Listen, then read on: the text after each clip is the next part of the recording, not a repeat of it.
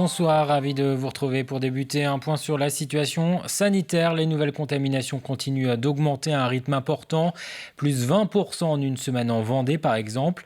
En cause, les variants détectés dans 90% des tests positifs. L'Agence régionale de santé estime que cette accélération en quelques jours est inquiétante, avec désormais plus de 200 cas positifs pour 100 000 habitants. La région est en pré-alerte maximale selon le directeur général de l'ARS. Nous sommes en deçà des indicateurs nationaux qui s'approchent des 320 pour 100 000. Mais quand on a une telle augmentation, ces chiffres ne sont pas bons et je vous le dis, marque chez nous une forme d'inquiétude.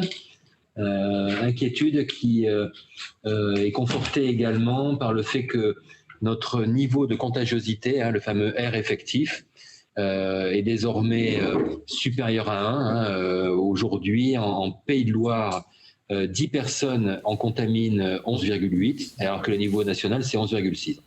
Et face à ce qu'il qualifie de troisième vague, le chef de l'État Emmanuel Macron a déclaré que de nouvelles mesures pourraient être prises dans les prochaines semaines. L'actualité, c'est aussi Sarah El Haïry en déplacement aujourd'hui en Vendée. La secrétaire d'État chargée de la jeunesse s'est rendue ce matin à Montaigu-Vendée pour présenter le service national universel au lycée Léonard de Vinci. Cet après-midi, Sarah El Haïry était au conseil départemental pour évoquer le passeport du civisme. Ce dispositif né à Talmont-Saint-Hilaire et aujourd'hui national était ouvert jusqu'à présent aux écoliers. Il s'élargit aux collégiens. Le département de la Vendée est le premier à lancer l'expérimentation. Ce passeport du civisme invite les jeunes à s'engager à travers plusieurs actions. Une initiative saluée par la secrétaire d'État. La citoyenneté est un parcours. C'est un parcours qui nécessite des étapes. Ces étapes, c'est évidemment la connaissance de nos symboles, de notre histoire, de ce qui nous fonde, mais également les enjeux de notre temps. Et aujourd'hui, être citoyen, c'est pleinement... Aujourd'hui, je pense promouvoir et défendre les valeurs et les principes de la République en rendant la République vivante, en action. Ça veut dire quoi ? Ça veut dire s'engager. S'engager pour aider peut-être les plus fragiles, mais s'engager pour des causes... Quel que soit le thème, que ce soit l'environnement, l'égalité entre les hommes et les femmes, lutter contre les inégalités, peu importe. Le plus important, c'est de prendre sa place et de trouver sa place dans ce collectif national qui est le nôtre aujourd'hui. Une sensibilisation des jeunes à la citoyenneté qui passe aussi par l'éducation aux médias. C'est actuellement la semaine de la presse à l'école. L'opération permet chaque année aux élèves de mieux comprendre le travail des journalistes. Des collégiens de La Roche-sur-Yon ont ainsi pris le micro à l'occasion d'une émission de radio. Résultat d'un travail pédagogique mené ces derniers mois. 3, 2, 1, ça tourne. Bonjour à tous. Aujourd'hui, on va débattre sur la liberté d'expression des sportifs. Dernier entraînement avant l'enregistrement. À l'occasion de la semaine de la presse et des médias, ces élèves de 4e s'apprêtent à réaliser une émission de radio. La thématique abordée, la liberté de la presse et les réseaux sociaux. Il y avait des groupes de 2 ou de 4, ça dépend. Chaque groupe choisissait un sujet par rapport à la liberté d'expression ou sur les réseaux sociaux. Ça fait 3 semaines ou 4. 3 ou 4 semaines qu'on fait ça. Il faut beaucoup de recherche, il faut beaucoup de cours, beaucoup d'attention. On peut le faire chez soi aussi. Ça, c'est assez compliqué. Il y a toujours l'anxiété de se dire c'est bien, mais on est excité à la fois.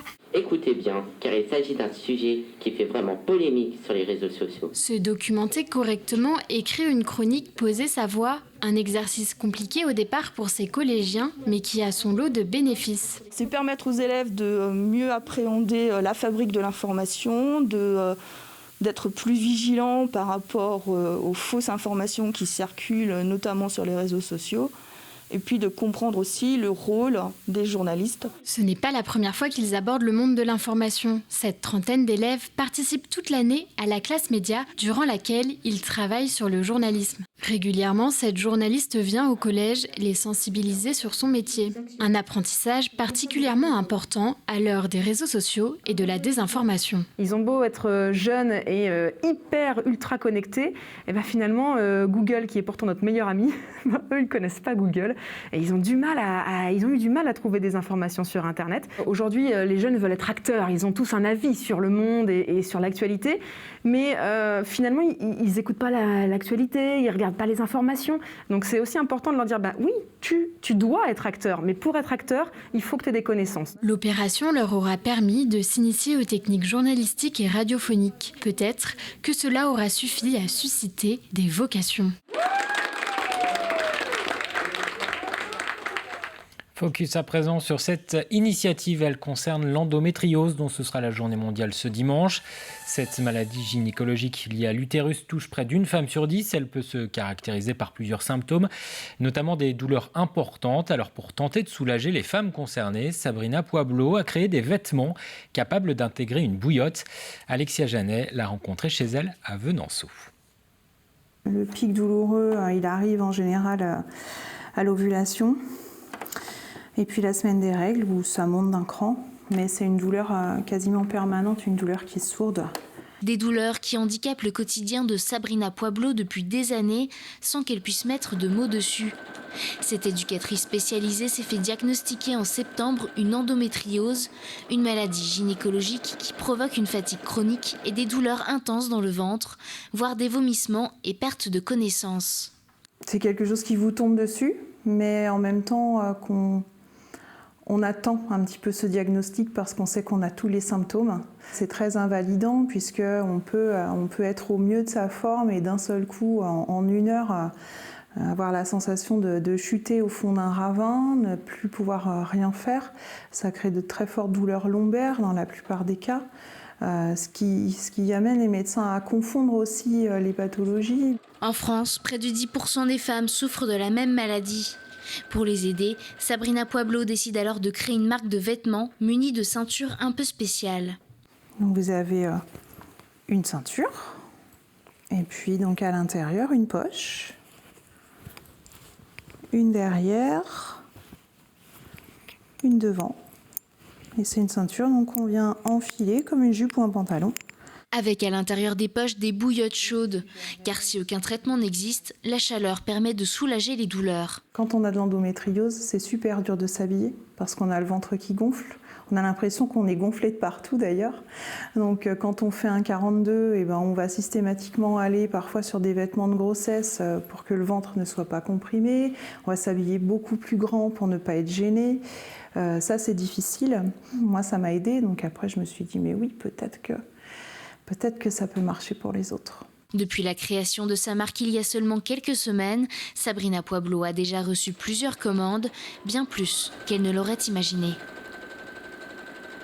Le Puy du Fou ambitionne d'ouvrir 2 autres parcs à l'étranger d'ici 2030, dont un en Chine, annonce faite par le parc vendéen. Aujourd'hui, depuis Tolède, où s'ouvrira demain le Puy du Fou Espagna. En France, le début de saison prévu le 3 avril a été repoussé en raison de la crise sanitaire. Nicolas Devilliers a par ailleurs annoncé l'arrivée du Puy du Fou dans le monde du cinéma en accueillant des tournages. Les décors du site des épaisses, les costumes, mais aussi les acteurs et techniciens pourront être mis à la disposition des productions en télé ou des longs métrages. Les précisions de Nicolas Devilliers que nous avons contacté par appel visio depuis l'Espagne. Quand la situation, c'est la crise, il faut inventer de nouvelles formes d'activité, de rebond, des nouvelles formes d'expression qui permettent de faire face à la crise. Et effectivement, je dirais que la crise du Covid a peut-être accéléré d'une certaine façon notre développement sur ce terrain-là. Et cette main tendue au monde audiovisuel, au monde du cinéma, est sans doute la conséquence, vous l'avez compris, de cette situation, de cette crise du Covid. Un contexte sanitaire qui pénalise aussi les sites pouvant accueillir de grands événements. Cela n'empêche pourtant pas Clémence Taupier de croire en son projet. Elle et son compagnon ont acquis récemment le château de la Chopinière à Sainte-Cécile, un édifice dont l'origine remonte à la fin du Moyen-Âge. Les nouveaux jeunes propriétaires souhaitent transformer le site en lieu de réception ou encore de coworking. Cyril Guillet. On peut voir qu'il y a un énorme four à pain qui mettait une semaine à chauffer à peu près. Donc la grandeur est assez exceptionnelle. On peut en caler des pizzas ou du pain ici. Et puis le but aussi, c'est d'en faire une cuisine avec un grand îlot central pour accueillir aussi des cours culinaires ou alors des chefs cuistots qui pourront cuisiner pour de 10 à 12 personnes. Dès le premier coup d'œil, Clémence Taupier et son compagnon sont tombés sous le charme de ces lieux. Construit en 1461, cet ancien château fort a connu depuis de nombreuses modifications. La routine n'existait pas, il y avait des tours, un pont-levis, des douves. Et après, au fur et à mesure, c'est devenu un lieu agricole pour stocker du foin. Jusqu'en 1910 à peu près, la dernière tour s'est écroulée. Soutenue par sa famille, elle souhaite faire revivre ce lieu en y développant une partie événementielle et une seconde consacrée à l'hébergement. Soirées à thème, mariage et séminaires pourront y être accueillis. On investit en plein Covid, donc en pleine pandémie. Les banques ont demandé un peu plus de garanties et savoir ce qu'on voulait développer aussi, avoir un peu plus de sécurité et développer du coup l'activité de coworking. Donc avec les entreprises, surtout les Parisiens qui débarquent aussi en Vendée. Bon, il n'y avait que des Parisiens, mais essentiellement, et du coup qui recherchent un peu des lieux comme ça pour pouvoir travailler. Ici, on est dans la partie salle de réception, donc qui va accueillir du public. On est dans la deuxième partie de la grange. Et pour ce qui est de l'aménagement du site, Clémence Taupier a fait appel à sa belle-sœur, illustratrice et designeuse de formation. Et dans les choses qu'il faudrait que moi je me procure. Des lanternes ? Ouais, des espèces de lanternes. C'est pas de proposer que des trucs avec des fleurs. J'aimerais développer ici tout ce qui est scénographie et proposer des solutions clés en main en fait pour les événements. Les bars, tous les petits espaces qu'on peut imaginer pour des mariages, en fait, je vais moi les proposer pour fournir des solutions clés en main selon des thèmes et je veux faire aussi tout ce qui est papeterie pour les faire part, tout ce qui est papeterie et signalétique du lieu. Soutenu par la municipalité, le projet est bel et bien lancé. Les gîtes devraient accueillir leurs premiers visiteurs cet été. Concernant la partie événementielle, elle devrait entrer en activité en 2022. Dans un instant, les prévisions météo. C'est la fin de cette édition. Merci de votre attention. Très bonne soirée sur TV Vendée.